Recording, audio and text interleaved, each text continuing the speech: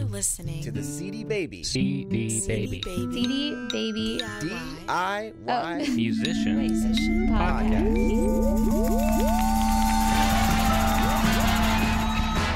Hey there, and welcome to episode number 177 of the CD Baby DIY Musician Podcast.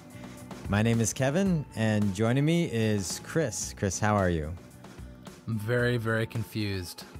I looked at the calendar, and Thanksgiving is almost here. Yes, it's next week, and by the time people hear this podcast, it will be Thanksgiving week. But I was talking to somebody and like, oh, next week's Thanksgiving. I was like, what are you talking about? It's still 2-3 weeks away. I'm like, oh my gosh, it's here. I mean, the election happened, and not to give away my political leanings, but I'll just say that I was basically in a fog for the next week. And so then suddenly Thanksgiving's almost here. And I'm like, wait, no, it's still beginning of November, isn't it? Yeah, November's long gone. Yes. And it's lots of stuff happening. This is an exciting time of year to be a musician. So much going on, lots of opportunities to perform and whatnot. And we will be talking about all of that later on in the episode. But Chris, I announced on one of the recent episodes that it's time for us to do another listener feedback show. We love doing those shows where we get to just take a bunch of questions and hear success stories, and whether they're funny road stories or a cool success story or a tip that other artists can learn from. So I'm gonna put that call out again. If you've got a success story, a question, or some feedback for the show, we want to get those in. So it'll probably be the next episode that we do the listener feedback show. So while you're eating your Thanksgiving turkey and sitting there thinking about your career and your life and everything else, call our show, 360-524-2209, or email us at podcast@cdbabypodcast.com. Or you can post a question or comment on the show notes for this episode, which is at cdbabypodcast.com. Do you remember the caller? This is probably my favorite caller contribution. The one who thought he was going to do something really rock star, and at the very beginning of his set leaped against the wall beside the stage, and I think it was like really flimsy drywall or something, and he just went through it. Yes, absolutely. How could I forget? And you know what? I can't. I think I met that guy somewhere, like at one of the conferences. I don't know if he was at our conference or if he was at a different conference, but he was like, Kevin, I don't know if you'll remember me. I'm the one that called in when my foot went through the wall. I'm like, how could I forget that one? I was just going to say, they even had pictures of it. You were soliciting, success stories and questions, and I would just like to say, if you have stories like that, we want to hear them too. Those go right to the front of the line. Right. All stories of artist humiliation will go to the front of the line. Yeah, he even had a picture, and it was like the bathroom hallway was right next to the stage, so his foot went through basically 2 layers of drywall and stuck out the other side. But see, that's a memorable story. No one would have remembered if it had worked like he had planned. Right. That's why it's better when things go bad. Just another rock star. That's right. Now he's got a good story to tell. All right. So, so we want to do that episode. So feel free to call, email, and leave messages. It's always a fun episode. And, we need a good selection. I've already gotten some coming in, and I'd like to get a few more just so there's a good selection and make sure it's a lot of fun and useful. All right. Let's get to the news. CD Baby. CD Baby. Music. News. Well, Twitter recently announced that it will be shutting down their popular video social network Vine. This came as a shock to musicians and other creators that have built huge followings and, in some cases, lucrative endorsement deals from their creative short videos. According to a post by Twitter, nothing is changing immediately. The website and apps will remain online for the time being, and users will be given a chance to download their Vine videos ahead of its official closure.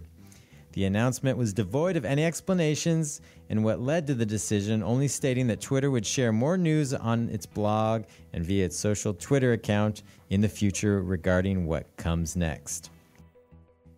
SoundCloud has rolled out some changes that should make creators on the platform happy. SoundCloud has announced that it is speeding up the pace of approving creators to share revenue from SoundCloud Go subscription and advertising revenue. While their Premier program will continue to be invite-only for now, SoundCloud says that their goal is to eventually open the program up to everyone. SoundCloud has also added a highly requested new feature, the ability to edit track titles, genres, tags, and descriptions, and to choose whether a track is public, private, or downloadable within the SoundCloud Pulse app. This is definitely a nice to see after the frustration artists experienced when SoundCloud removed much of the ability for artists to edit their track in the older versions of the app. SoundCloud has also updated their creator guide that you can find on their website. Well, in sort of a news of the weird, drug use has become a rampant problem at EDM festivals, which has caused people to start taking action. The city of Buenos Aires, Argentina, has gone to the extreme, as not only are they banning future EDM festivals, but they have banned all music featuring synthesizers and samplers. The ban started back in April when 6 people overdosed at the Time Warp Festival. The organizers of the festival were investigated, and Mayor Horacio Rodriguez issued the ban as a temporary measure. The stop order covered all concerts featuring synthesizers and samplers, and debates over the next steps have effectively made the measure permanent. Clearly, that leaves more questions than answers, as pretty much every genre of music these days is using synthesizers. So that is the news. And that last one seemed like a really tough one to figure out. Yeah, I mean, like, if you're in a Pink Floyd cover band, you can't even play there. Yeah, they were saying that Kraftwerk, a very well-known EDM type artist, although they were saying it isn't officially EDM, but had a concert in Buenos Aires that was already scheduled, and they're like, what does that mean for us? I guess that show is going to be allowed to go through. But yeah, it's like, how do you even keep that law? I mean, does your keyboard player just stay in the bus? It's so weird. Yeah. And what about the little indie, folk singer who just has someone on a microkorg in the background? Interesting. That's how drugs get started, Chris. No more. It's a gateway genre. It's a gateway genre. Next thing you know, they're doing crystal meth. So anyway, very interesting. And then with Vine, I had been thinking once Instagram kind of jumped into the video world and their videos play on a loop.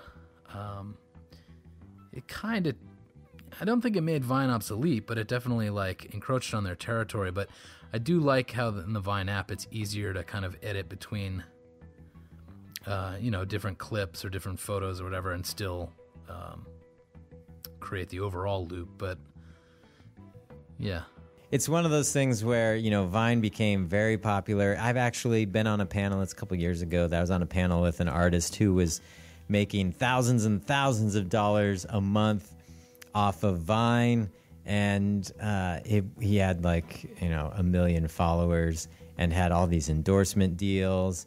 And I thought, enjoy it while it lasts, because you're building your whole artist career on a platform that doesn't make any money. You could say, well, what about YouTube? Well, YouTube has a revenue stream. They sell ads. They're very profitable. That platform is not going anywhere. But apparently, the rumors were that this just became a resource suck for Twitter, who they themselves, because Twitter owns Vine, and they themselves are trying to figure out how they're going to survive. So it's one of those things where after this announcement, I was looking at my Twitter account going, is this even worth messing with anymore? Because they still haven't figured out how to monetize Twitter to its fullest capacity that they need in order to make money from it. Just a reminder, you need to own your fans. Yeah, I thought you were going to say, just as a reminder, when you start a business, make sure it's actually a business. Well, that too. But no, I mean, the thing is with artists, it's like Facebook, a lot of artists for a while were putting a lot of effort into building up Facebook followings. And now, to me, the only benefit of Facebook is for events, that it is still good for organizing events and messaging your followers and building some momentum around a show. But I can't remember the last time any of the bands I follow had a post show up in my feed. It just doesn't happen. It's all fake news these days. No, but I will say, a couple weeks ago, I posted a video, maybe 3 weeks ago. I posted it simultaneously to YouTube and Facebook. And on Facebook, within a day, it had maybe a couple days, it had more than 3,000 views. I know that a lot of those are kind of,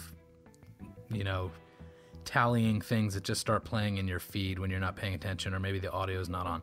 But on YouTube, I don't know, they maybe had a couple hundred views.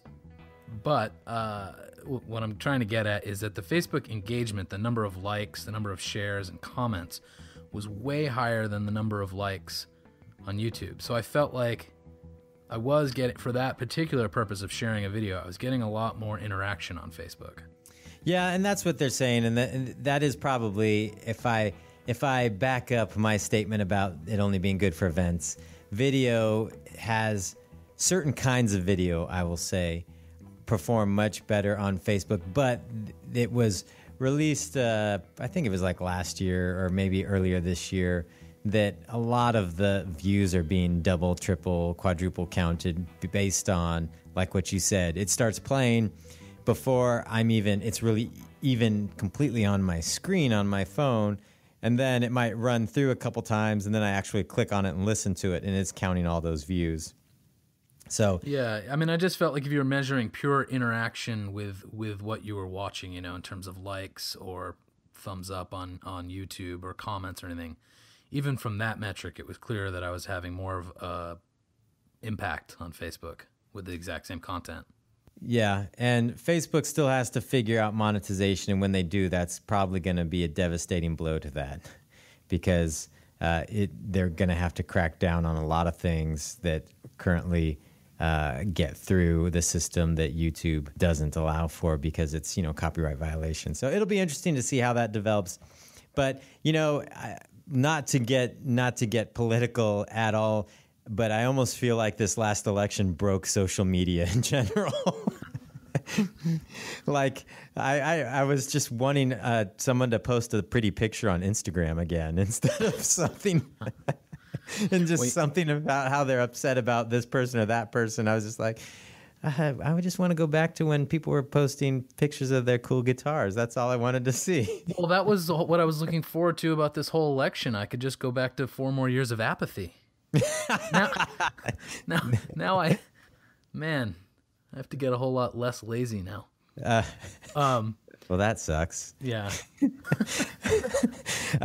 It's interesting. The whole Vine thing was just a stark reminder to me that, some of these social networks could go at any time. And so what's your backup plan? How are you, engaging with these networks and building an audience is fine and good, but how are you siphoning those to your own websites, your own email list where you own that relationship? Because you would hate to wake up one day and find out that Twitter is no more, and suddenly those thousands of followers you built up are gone. And so how are you harnessing that to own the relationship? That's the important reminder. So, and SoundCloud, it's finally making some good steps back towards being a platform for creators.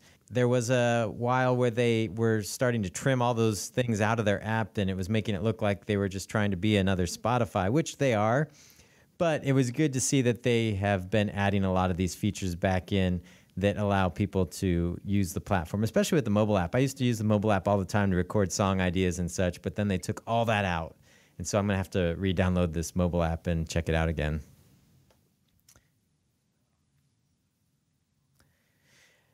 All right. Well, that's the news.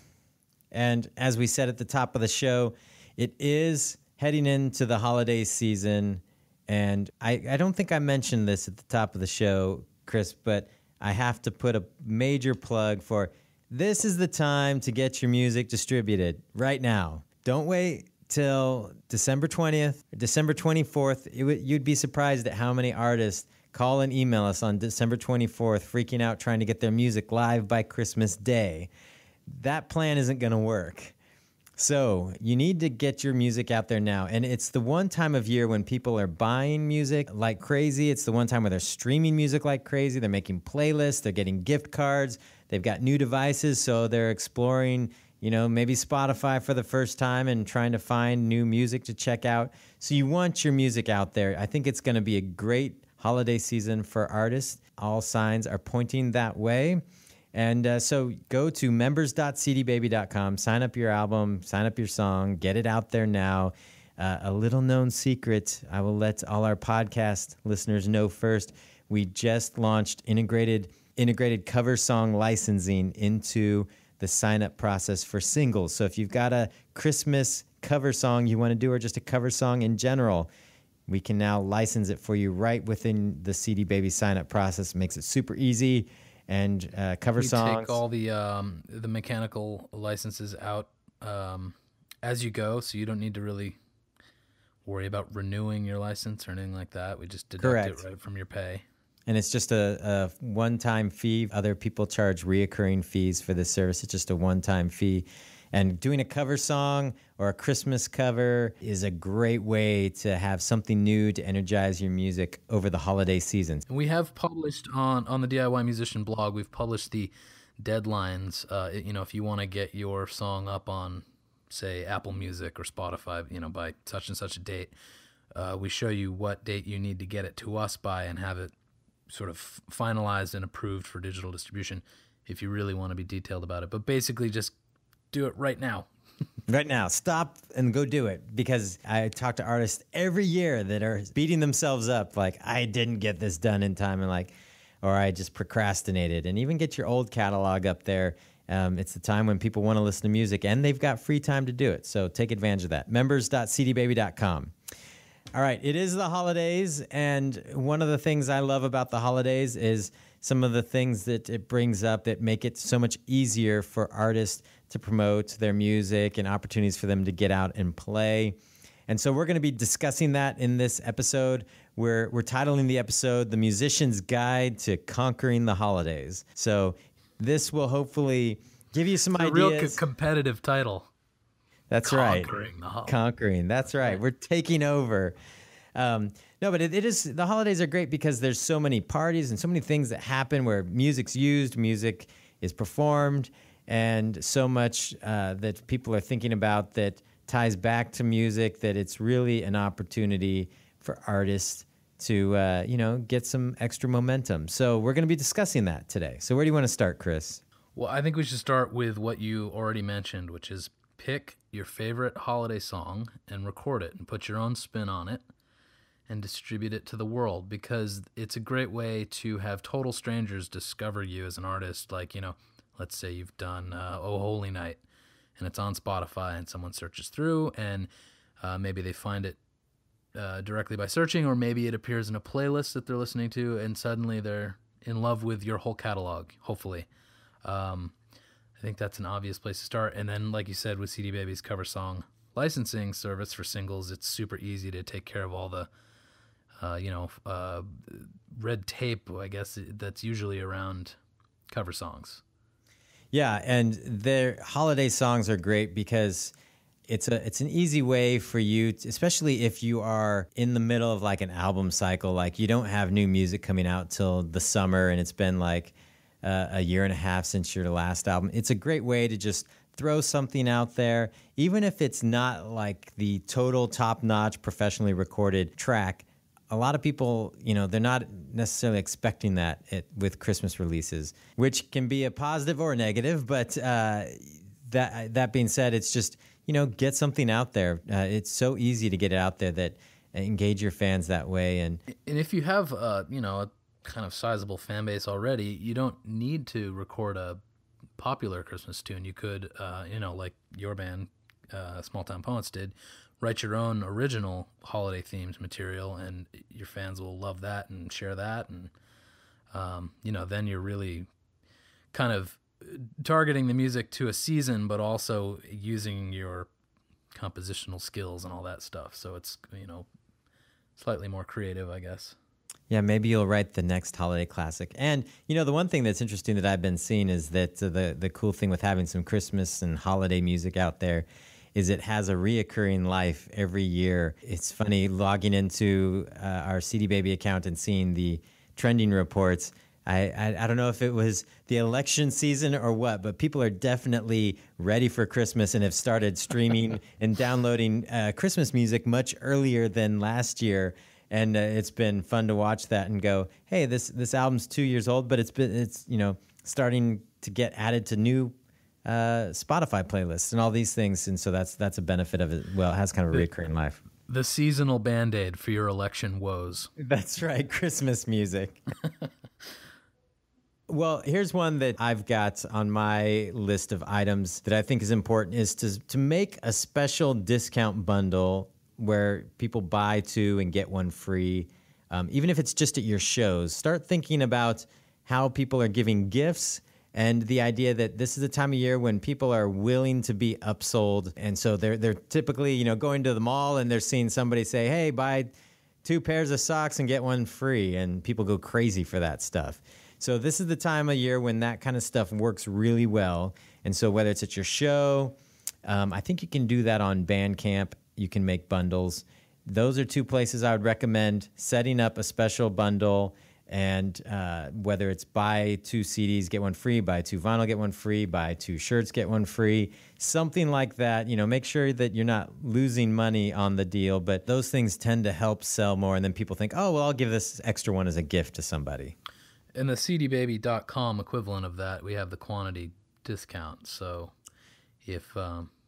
That's correct. We still have that, right? Yeah. Yep. Yes. So like if you, it has to be on the same product. So if someone wanted to buy the same title, 2 or 3 copies, you could set a particular discount, 2 for 1, or maybe if you buy more than one, it's 50, 30% off, something like that. But that's our version of that.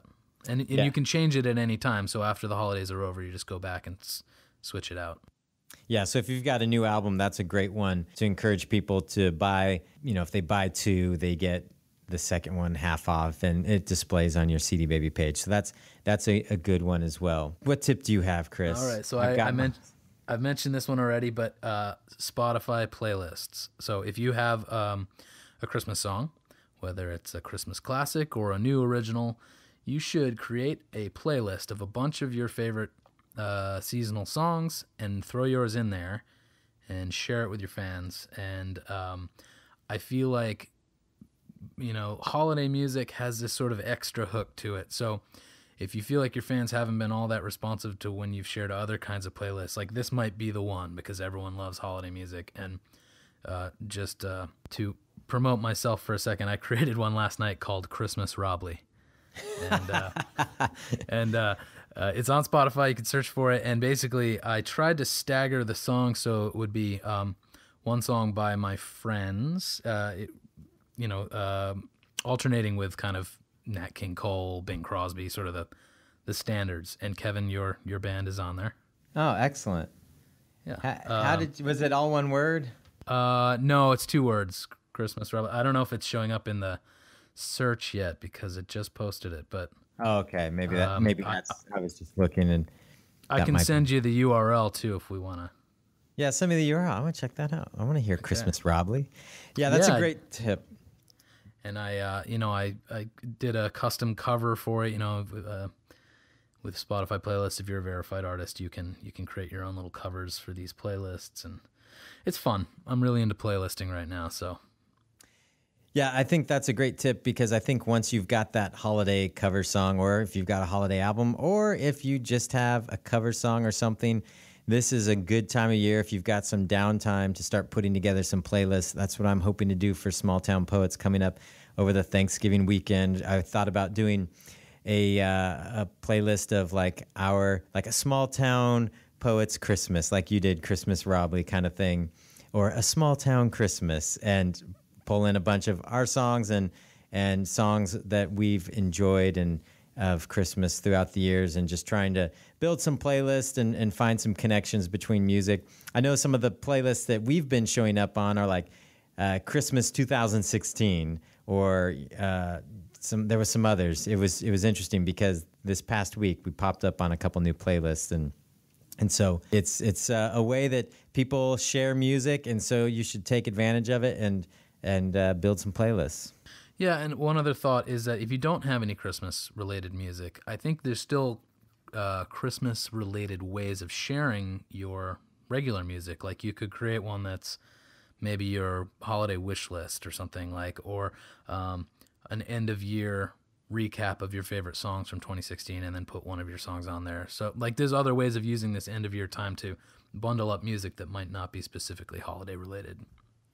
Correct. Yes. Very good. Very good. The next thing up that I want to talk about is emailing your fans. And that kind of sounds like, yeah, obviously. But you'd be surprised at how many people don't email their fans. And I think part of the reason a lot of people don't email their fans is they're thinking, I don't know what to email. I don't know what to send these fans.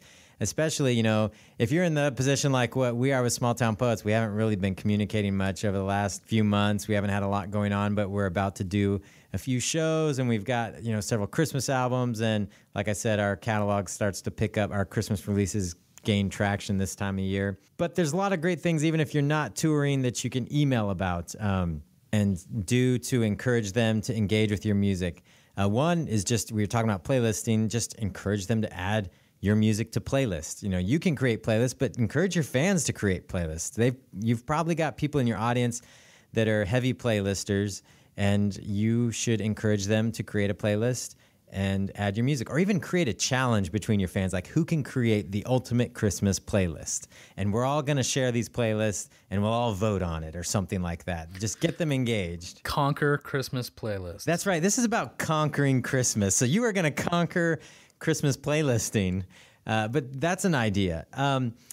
The other thing is make sure you actually email them any special holiday tracks or anything that you've got going on. I know artists, we get lazy and we just post on social, but email is still king when it comes to getting people to take action. They still see it as personal communication, and they still click on things and buy things. So it's important to make sure that you are featuring any special holiday tracks, or even, the discount bundles we talked about. Make sure you put together an email and send it out a few times, and make sure you send it out in plenty of time that if they were going to buy some CDs or vinyl or T-shirts or whatever, that they have plenty of time to get it in order to give as gifts.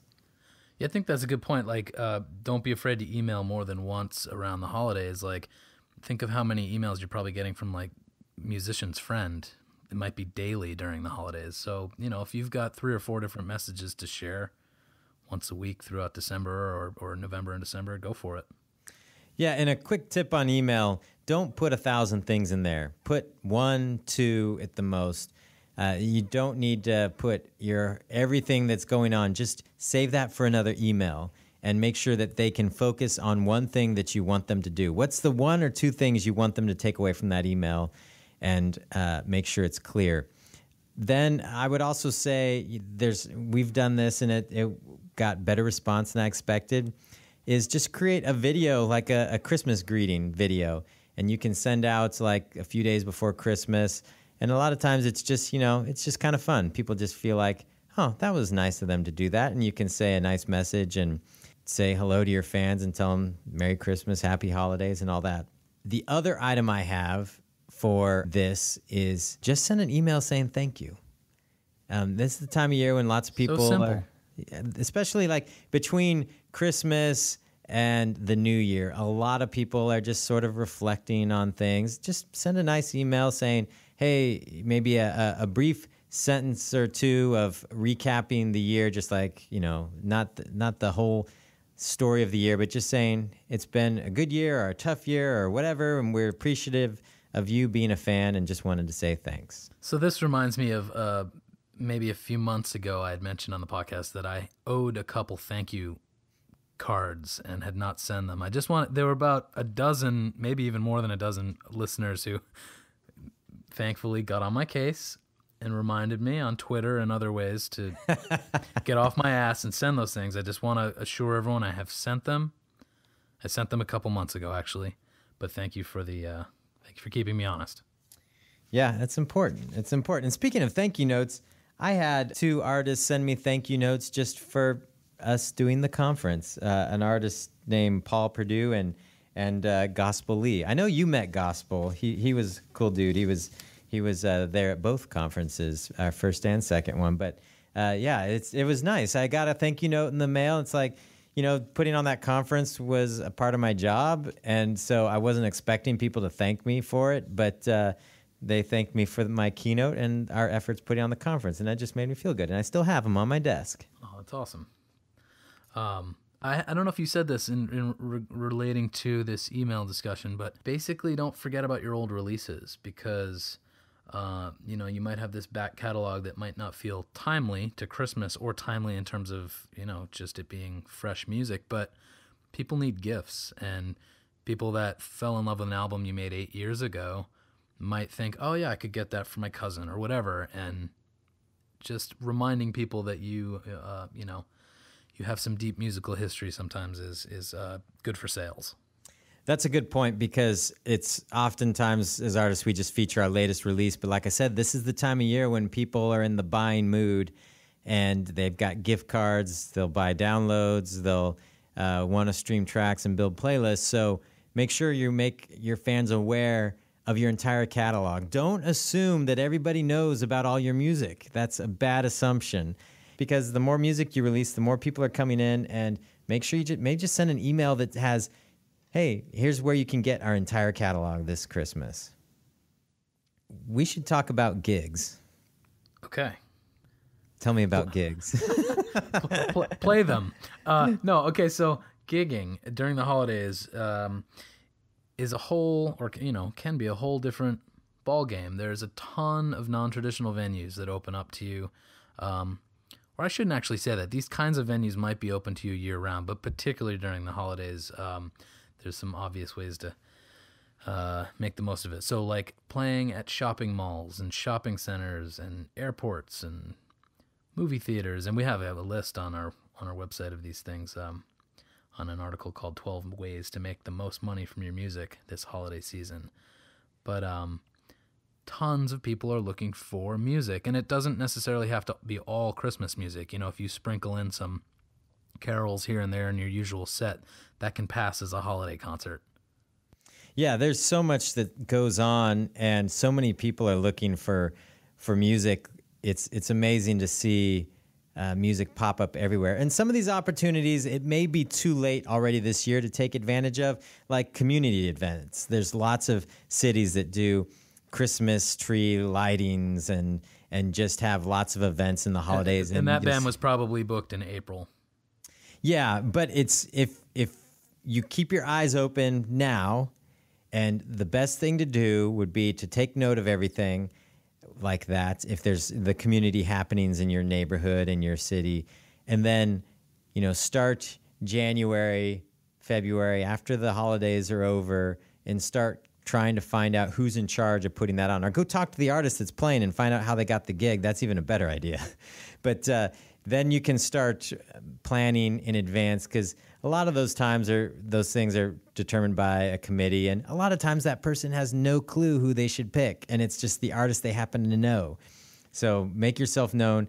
But office parties, it's probably still plenty of time to track down like big companies that are in your area that, have rumored to throw big office parties.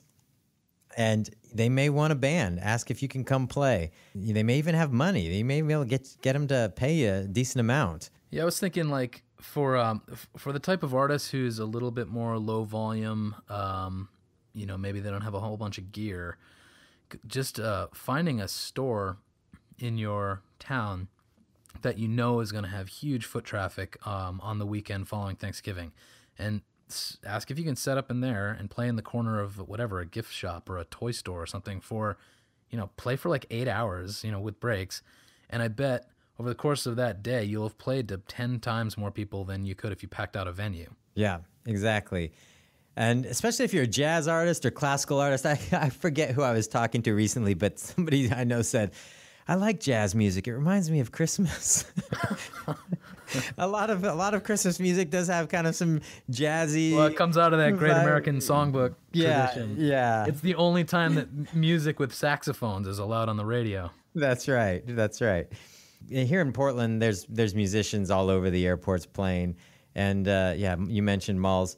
And even movie theaters, some of the higher end movie theaters these days like having musicians playing, and people are waiting around for a movie. It's kind of a captive audience, and you might sell some music, and be prepared in those situations. I would say in all these kind of situations, there's two ways you can go. You can be the artist that's just said, oh, I'm just going to sit in the corner and play songs and be grumpy because I'm not at a venue with hundreds of people staring at me, captivated by everything I play. You can be that person, or you can be the person that knows the situation and understands that, hey, these people aren't coming to a concert, but how can I intersect what they're doing and get some traction? So, having some business cards or download cards or something ready to hand people, so they can find out more. Someone might be there listening to half a song and love what you're doing, but they're not there for a concert. So have something ready to give them so they can follow up, find you on Spotify, find you on iTunes, and buy CDs at your website. Just, have a card ready that you can just give them. Go, hey, here's where you can find out more. And thanks for hanging out. And so you can understand the situation and adapt to it, and you'll probably see better traction. Yeah, and maybe the most obvious non-traditional venue for a Christmas concert is a house concert, because people already have Christmas parties at their home, and if they can add music to it, great. I've been to Christmas-themed house concerts that are very much your, very respectful audience house concert type thing. And then I've been to ones where it's more just a party with some music in the background. So as long as you know what you're getting into, it can be great either way. Good point. And you know what? You could just ask your friends on Facebook, hey, does anyone need a musician for their party this Christmas or their office party? Don't be embarrassed to ask or think that you can only go through these things by a club booker. Just ask your friends. Someone may work at a business that's like, man, we're going to have this big blowout office party, and it'd be cool to have a band or a DJ or somebody, and you might know somebody who's looking for that. I had on my gigs thing New Year's Eve parties, and that's one of those things that I think a lot of people forget, that, it's probably not too late to get on a good New Year's Eve thing, but New Year's is also sort of this little segment between Christmas and the New Year where there's lots of different parties and other gigs, lots of gig opportunities. I've played many, many New Year's Eve shows, and it's usually a cool event. People are pretty pumped and excited, and they don't leave early. That's always good. You do have to, because, those events tend to be, how do I say it? Like, it's got to be a real event. It's got to be worth going to, because there's so many options for people on New Year's Eve, whereas opposed to Christmas, it's spread out over a whole, a month of various nights, various parties that happen in this build up to December 25th. But with New Year's, it's one night, so you got to make your thing worth going to. Yeah, but with New Year's, the one thing I would say is, like you mentioned in your playlisting thing, that there was, you could make a sort of a 2016 retrospective of music, like my favorite tracks for 2016. There's a lot of like wrapping up the year, looking forward to the new year. So there's a lot of content and things you can create around that as well. Like, here are the bands that I'm hoping to see in 2017, a playlist. Like South by Southwest does playlists, and I think they already have playlists going for South by Southwest 2017. So it's a good time where you can sort of change gears and look for those gigs that are different. They're not about Christmas anymore. They're just like usually a big New Year's blowout. And you can also start thinking about what kind of content you can create while people are sort of in that kind of retrospective of last year and looking ahead to the new year. What ways can you add to that?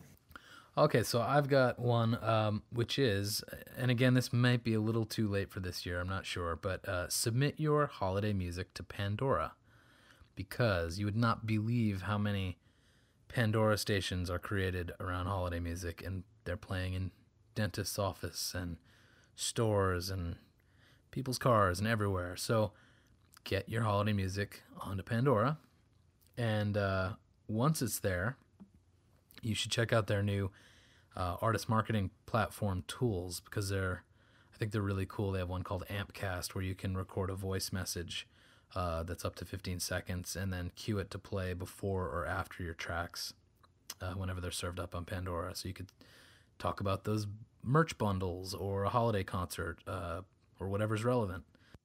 like you said, it's probably too late to get on there for this holiday season. But even if you have music on Pandora, whether it's holiday or not, again, people are going to be listening to Pandora more so this time of year. They're going to be getting new devices. We're going to be trying out things. They're going to be getting new cars where Pandora is integrated. So take advantage of that artist marketing platform. They call it AMP. If you haven't signed up for it, you should sign up for it. You should be able to get signed up in plenty of time to take advantage of that, messaging your listeners through the holidays. Yeah, and the messaging can be geo-targeted, so which is really useful if you're doing a tour. You can serve up customized messages for every region. But, let's say you're only playing a Christmas show in your town. You can make sure that just those people are hearing it and it's not going to everyone around the world that's listening to your music on Pandora. So, yeah, that's a good one. And it's interesting to see, because we do have holiday music. Last year, our music on Pandora took off like a rocket right at Thanksgiving and then dropped like a rock right after Christmas. But over that time, we had 500,000 spins. And so I'm like, I need to be reaching out to those people. And so now I can, using that AMP cast program that they have. And so I intend to be messing around with that this Christmas, and hopefully we'll have something to report back. All right. I think, there's one last thing that I had that I wanted to mention. And I saw a band that I'm on their email list. They're called Switchfoot, that they had a good idea that I thought was interesting for their fan list. Not only were they emailing about merch, but they, knowing that people are out there trying to find gifts for people, they came up with like 3 different personas that were a bundle of, merch. So it was like for the outdoorsman, and it would had one typical or one kind of their shirt with, some of the stuff that they have. They have extensive merch, so they had lots of things to kind of bundle together. And then it was like for the other person, So I thought it was interesting, though, just the idea that they came up with these bundles based on a persona that sort of helps people identify, my husband or my wife or sister or daughter would love that based on that persona, My racist grandpa would love that. Hey, you got to buy gifts for everyone. Actually, that sounds like I was making a commentary on Switchfoot. That was just from the weird part of my brain. I knew what you were talking about, but yes, that is not a commentary on Switchfoot whatsoever. But anyway, I saw them email that out, and I thought that was a smart idea to help people understand what, who they're buying for, and then just kind of present the items for them so they don't have to do the thinking. Well, so-and-so like this. Well, they're telling me that this is for the outdoorsy person. Well, they're an outdoorsy person, so I guess they'll like it, and they buy it. So that's an idea. Come up with some personas. It, depending on the amount of merch you have, it may or may not work. Typically, you probably need more merch items just to create a bundle to have enough to create multiple bundles. Or if you're somebody that like screen prints your own T-shirts, I think that's a really cool idea that you could do quickly and screen some shirts based on like, hey, this shirt is for this type of person. This shirt's for that type of person. Just really presenting the idea of, all those folks are out there looking for presents. And if you make it easier for them to understand who it's for, you might see more sales. Yeah, I like that one. That's good. Yeah, that was a good one. I think I still have that email. I need to check it out again to see what the personas were. My next one on the list, this is a bit broad, but it's don't forget YouTube. So by that, I mean a lot of things. One, if you have a holiday single, make a holiday video.